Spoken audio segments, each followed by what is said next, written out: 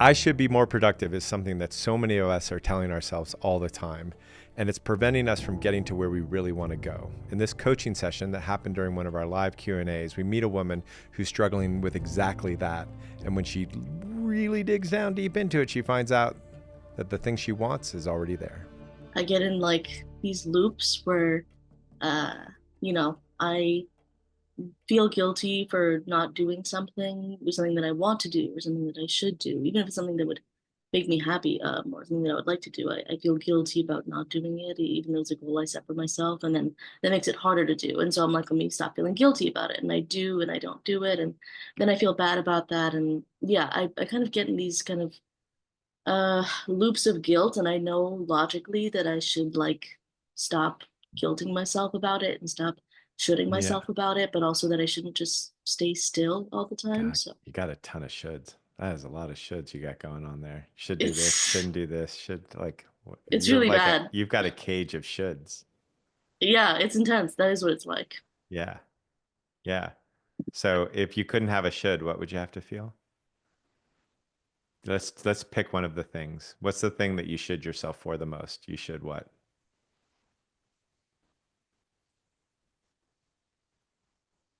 It's probably all about like trying to be different in some way. Like give me a specific. I want a Uh specific. Like what's the one specific thing that you should yourself for? Like you should stop smoking. You should. oh, I should be more productive, I guess. Okay, cool. You should be more productive. Great. So if you couldn't feel the should, you couldn't feel that sense of obligation and guilt, what would you have to feel? Uh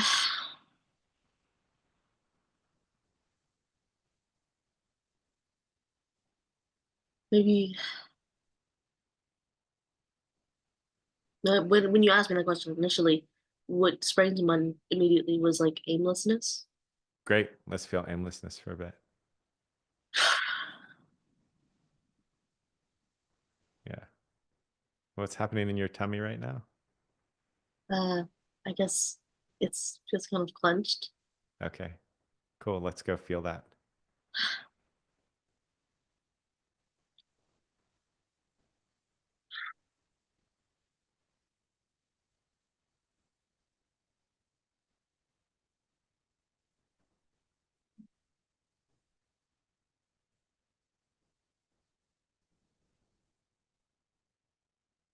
Now you're not feeling, you're kind of spacing out. Keep feeling. Yeah, All right, so your first distraction from this feeling is should. Your second distraction is spacing out. yeah, I Right. distract myself a lot. Yeah, Right. And so I don't know if you've read it recently, but or we have a podcast called The Golden Algorithm where it talks about the emotion that you're trying to avoid, you're inviting in the exact way you're trying to avoid it. I know.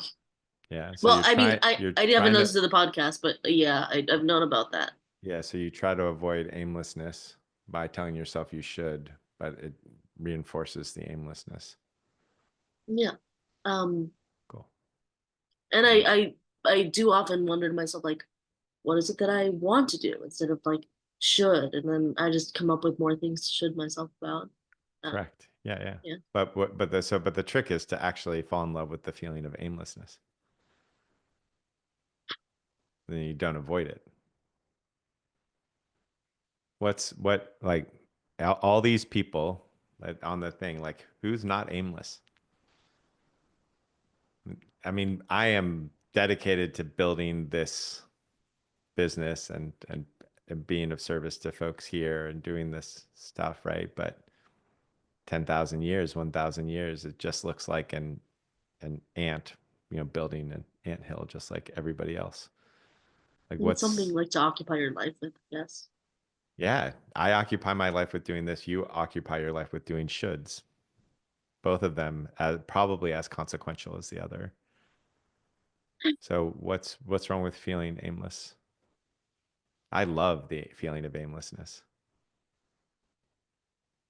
I love it. If you told me you have a choice, Joe, you can drive aimlessly or you can drive in rush hour to get to work on time. I'm going to drive aimlessly all day long. Yeah, fair. I think I just You're talking, you're not feeling. You're not doing the feeling part. Feel the aimlessness.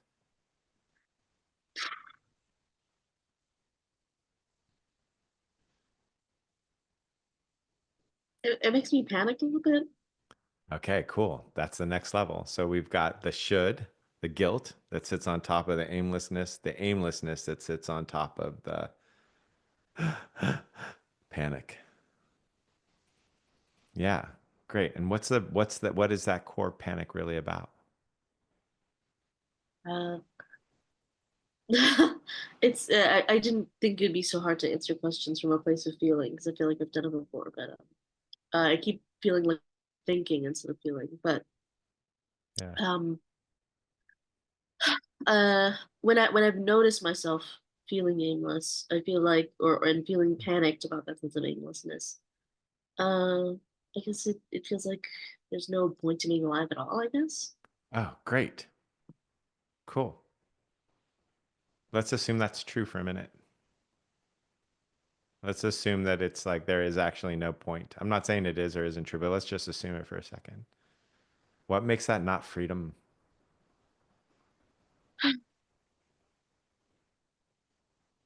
If there's no point, you can do anything you want. But I can't. I keep on trying to do things I want and I don't. Well, because you're avoiding the panic.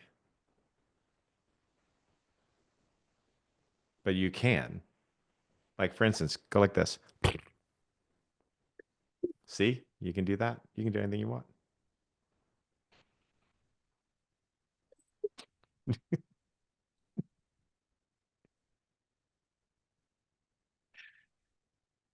That's pretty funny.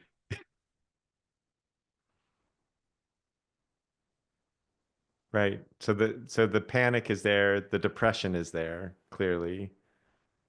Yeah. Because there's this idea that, oh my God, life has no meaning. What's not free about that?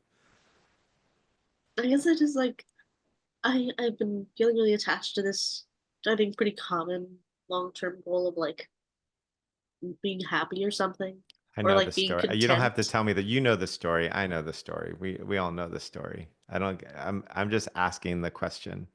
What's wrong with this what's wrong with seeing this purposelessness, this existential fear as your freedom?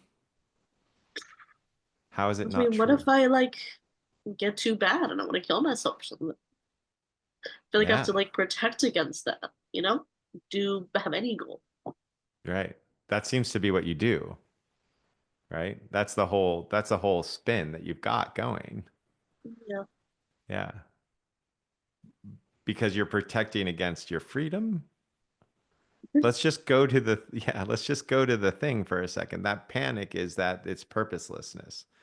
What if the purposelessness is actually freedom? That it just means that there's no purpose, so you get to just do anything you want. Anything.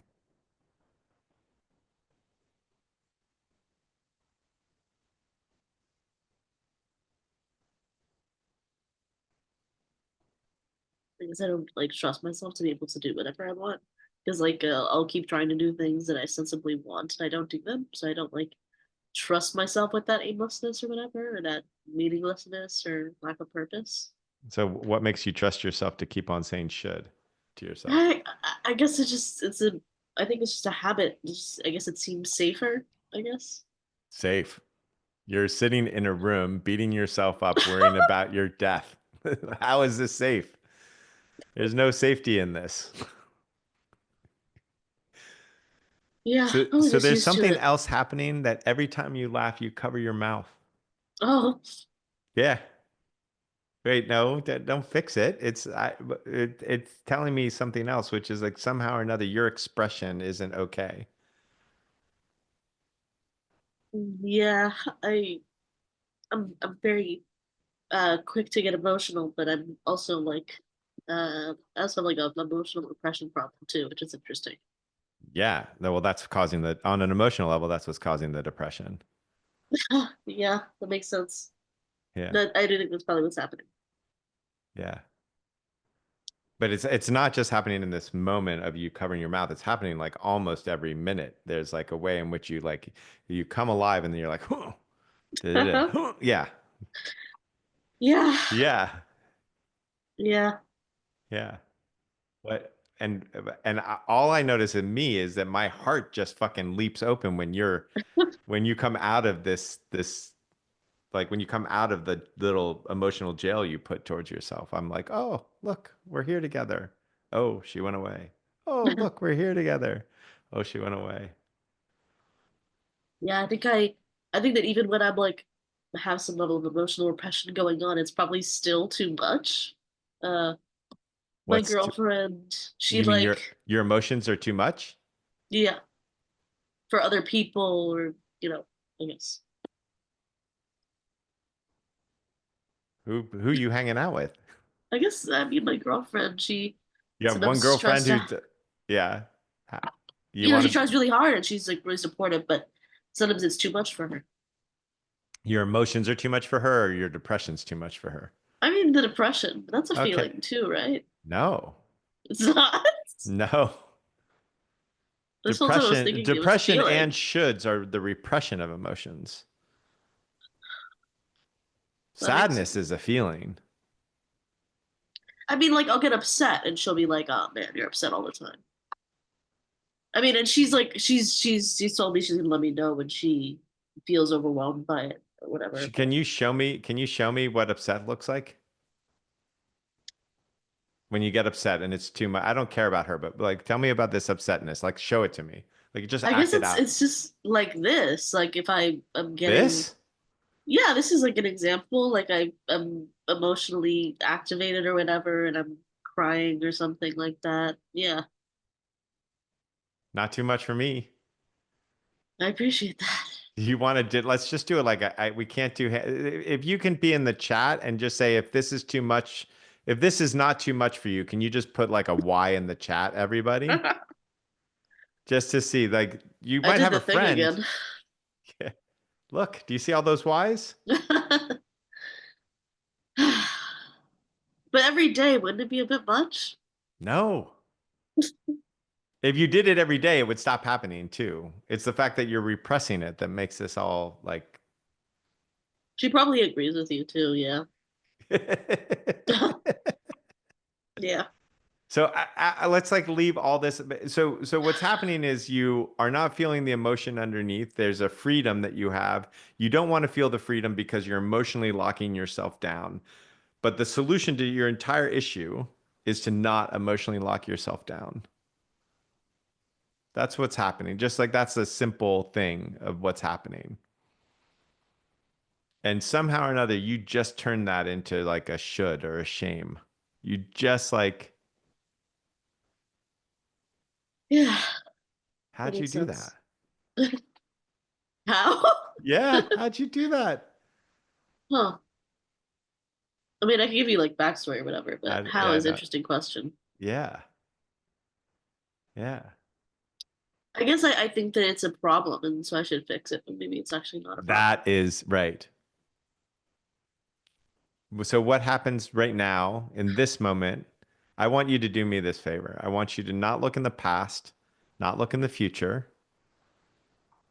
and tell me what's the problem right now. Yeah. You said something similar last time I watched one of these to someone else, and I was Yeah, like, ah, he's right. There isn't really anything wrong with this right now. yeah.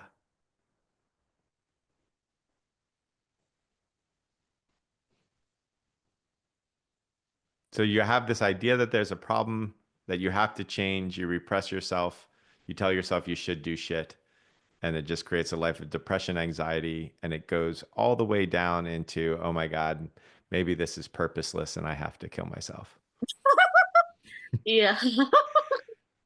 When you say it like that, it seems But kind of I've, silly. yeah, yeah. And here's the crazy thing is what's all that's happening is your mind is reflecting what you're doing, which is you're killing yourself. Yeah, Like yeah, you're literally restraining yourself. yeah. Alternatively, you could just be yourself. I hadn't really thought that I wasn't doing that. I thought I'd been being myself the whole time, and this is just what I was like. Yeah. This is what you're like. smiling, this laughing, being expressive, I lots have of what? often said to my girlfriend that like when I'm not like, in those patterns, when I get like a reprieve, I seem actually pretty upbeat as a person. Yeah, yeah. My guess is that when you were a kid, my guess is you were a kid, you were spunky and willful, and it was too much for some parents who were not spunky and willful. That's my guess. And you believed them. I did. I believed them, and it was Yeah, crazy because I rebelled really hard, but I believed them somehow. yeah, exactly. But there is a whole group of community that is like waiting for a spunky, willful you.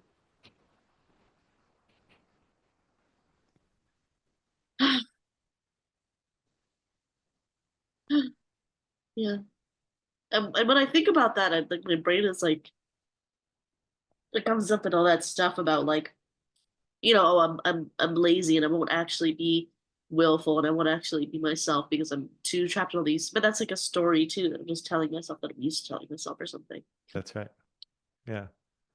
Okay, we don't have time to do it now, just because we're going to end. But the motion that is most important is for you is anger. Moving anger is really going to be an important thing for My you therapist said the same thing. Why is it anger, you think?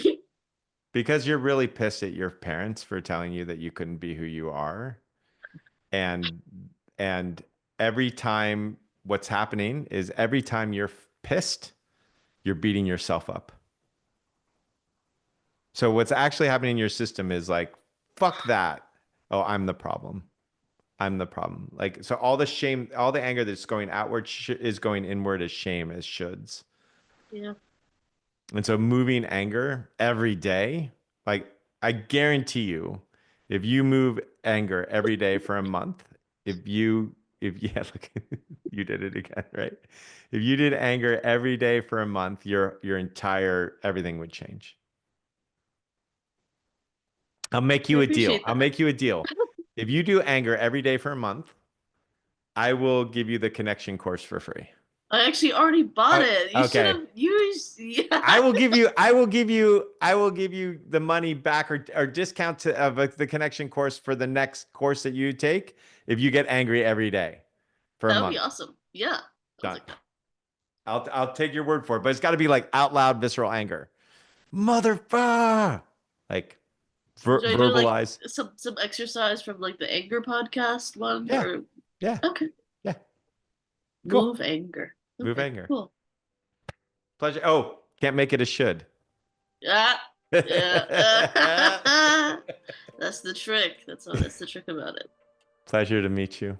Thank you. You're It was welcome. nice to meet you too.